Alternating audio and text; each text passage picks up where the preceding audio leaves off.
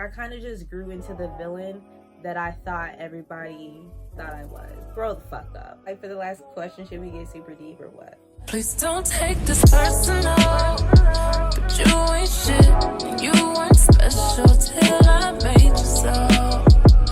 You better act like you know that I've been through worse to you. Hey y'all, it's BriTV. Today we're back with another video. So today I wanted to get more personal with y'all, more vulnerable, and I've been going through a lot, and I honestly just want to channel it into being a better me. I do want to do multiple videos like this and get vulnerable with y'all, because mental health and spirituality is definitely a part of the content that I want to post. So here we are posting. I have my journal. Y'all should get y'all journals too and answer these questions with me. What made me start doubting myself as a child? I think what made me start doubting myself is that, like, I was never popular, I guess. I mean, like, I was known, but not really in a good way. Like, I don't feel like I was ever popular because of something good. Pre-K to elementary school, I was very shy. I'm still kind of shy. You know, growing up, realizing that it's called social anxiety. It was hard for me to make friends, like, preschool to elementary school. And then, like, middle school, that was the first time I was, like, popular. I was known, but it was not for a good reason at all. It was not for a good reason. And then same thing in high school, known, but not for a good reason. And I don't know, I just feel like, I think that's what made me doubt myself, because it's like, damn, like, I'm not a likable person. Like, nobody fucking likes me, you know. And I'm not gonna say that, like, especially from like middle school and high school, I'm not gonna say that I didn't ever do anything for people to not like me, because I definitely did. I would say that, like, I kind of just grew into the villain that I thought everybody thought I was, if that makes sense. So because I, you know, felt unlikable, because I felt like, you know, no matter where I went, I would never be liked, I would never be popular, like, I would never, you know, and you're a kid, like, kids always want to be popular, kids always want to be liked. I don't know, I feel like because I would never have that I would never receive, like, the support I needed to get to where I want to be. And, like, to be honest, now that I'm trying to pursue YouTube and I'm trying to, like, do things where support would definitely help, it's kind of true. It's kind of true. I don't receive the support that I need. Like, I just have to keep reassuring myself and believing in myself. And there's this quote that I recently saw. I don't feel like looking for it, but I'll put it on the screen maybe. But basically it was saying, like, it won't happen overnight, but if you quit, it won't happen at all. And I was like, okay, facts. Like, but with that being said, like, getting older and not caring to be liked and just really, like, elevating my self-esteem, I guess. I don't know if that's the right word, but, you know, just doing better with my self-esteem in general. I'm now at a place where I don't have a problem reassuring myself. I don't have a problem being my own support, because that's a lot. When it comes to you and your life, you are the fucking driver. Do you know what I'm saying? You are the power. If all you have is you when it comes to, like, your life, that is way more valuable than, like, anyone else's support, basically. What aspects of my life do I project onto others in an unhealthy way? That's a good question. Just off the top of my head, I can say that I have little patience with people, because my parents were definitely there for me. Like, they did what parents supposed to do: provide house, home, shelter, food, whatever. But it's like, I taught myself how to wash clothes. I taught myself how to cook.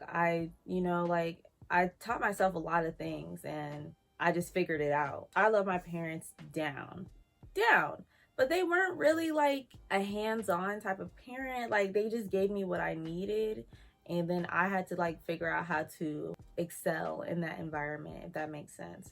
So when other people don't, like, when they can't, like, figure it out, or even, like, they can't even begin to know how they would figure it out. I don't know if that, like, makes sense, but, like, I have little patience for that. Like, grow the fuck up. Like, come on. Someone shouldn't have to teach you how to do every little thing, especially, like, when YouTube exists, Google exists. Like, come on, bitch. I don't know. Like, my mom, or my older sisters, like, they never taught me how to do makeup. They never taught me how to do hair. Like, I learned myself with YouTube and with trial and error. So, like, when somebody wants me to, like, literally hold their hand through every single thing, I'm like, what the hell is wrong with you? Like, what's going on? Like, but in all reality, when I was learning these things, cooking, cleaning, hygiene, like beauty, keeping up with myself, keeping up my environment, time management, organization, like all these things that I had to literally teach myself, I would have liked if somebody was there to help me, to be honest. So if I can be that to someone else, that's a good thing. That's not actually a bad thing. That's a good thing. What is something my younger self would be surprised about me now? I'm literally smiling because I'm so proud of myself, so happy about this. Ew, I was looking like a big fucking quarterback. But anyways, my younger self would definitely be surprised about how far I've came when it comes to like caring about what people think and like my self-esteem and comparing myself to people. Like, I always thought that like that's normal. Like, everyone has these urges to be liked and to want to do as good as them, or like XYZ, blah blah blah. Like, I feel like I'm thinking like this is normal, and it is normal. At the end of the day, a lot of people have these feelings, but it's not normal to let those things dictate your life and let that just be the person you are. You have the opportunity to change that in yourself, and I just feel like I didn't. I just thought like that's just how I am. Like, I'm this type of person. But you literally don't have to be that type of person. Like, and this is with anything. Like, this is with anything. Same with like social anxiety. I'm just this type of person who doesn't know how to make friends. Like, that's just the type of person I am. You don't have to be that type of person. Like, you can work on anything that you struggle with, honestly. This relationship that I'm in, we had a lot of ups and downs. When I'm saying ups and downs, I mean like I have gotten cheated on in the past. So like in the beginning of the relationship, I was like on his ass, like about everything, on his ass.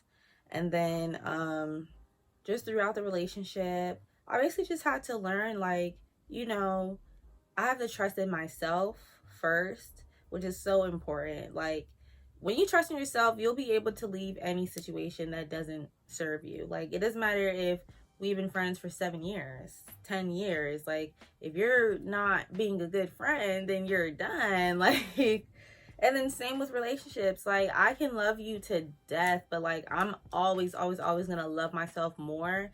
And I trust myself enough to know that I will get better. I deserve better and I will get better. Do you know what I'm saying? It definitely helped in my relationship that he's very reassuring. He makes sure I feel secured. If I don't like something, it's changed. Period.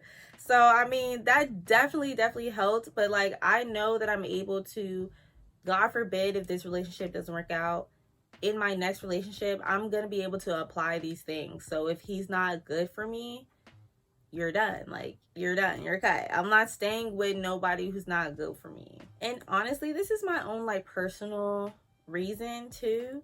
Like, I feel like everybody, the reasons I just explained, like trust yourself, love yourself, da da da da, everybody should follow that. Everybody should follow that.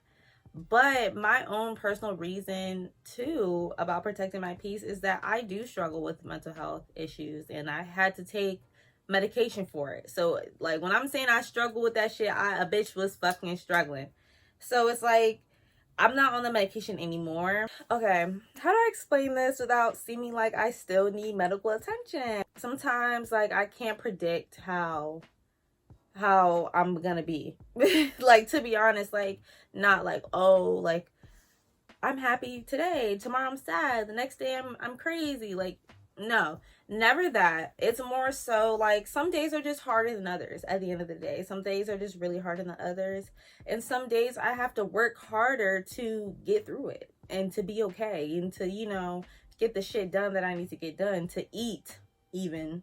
So I know how much work that I've put into my mental health until like where I'm at today. So like, if someone is in my life who's threatening that and making me think, or like making me want to go back to old habits that didn't serve me, like bad coping mechanisms, and shit, like this relationship is driving me to that type of headspace, I know for a fact that this is not the right situation for me. This is not for me. I think I'm gonna answer like one more question because honestly, it's getting me in a mood. It's definitely getting me in a mood. Okay, should we get deep? Like for the last question, should we get super deep or what?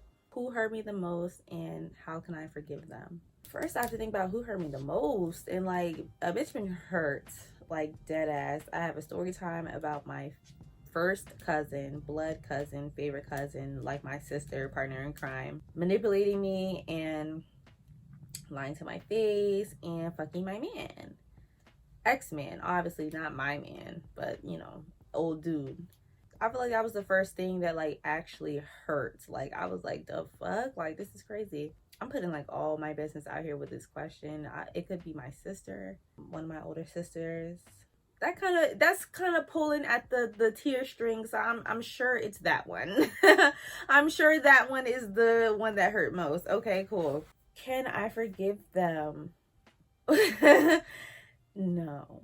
I'm gonna say as of right now, I don't think I can forgive her because, you know, not only did she do things to me that I didn't deserve, like generally I didn't deserve. I didn't do these to her first. I didn't, like, we would like cut each other off a lot because we kind of couldn't communicate, couldn't like really fix situations effectively, I guess, like disagreements. We were not on good terms. I still was a good sister. Like I didn't talk about her.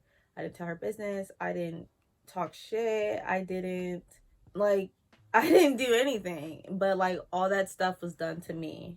It was like I generally didn't deserve anything that was happening to me. And then when it was like I would seek out an apology or like acknowledgement, the situation went crazy. It went way worse than it's ever been, simply because I wanted an apology. I wanted some acknowledgement about all the things that, you know, that you did to me. That's not fair. It's not fair that I went through it, and it's not fair that I can't get a fucking apology for it. Like, that's crazy. And I don't want to put all my business out there because, to be honest, this is fresh. This is pretty fresh.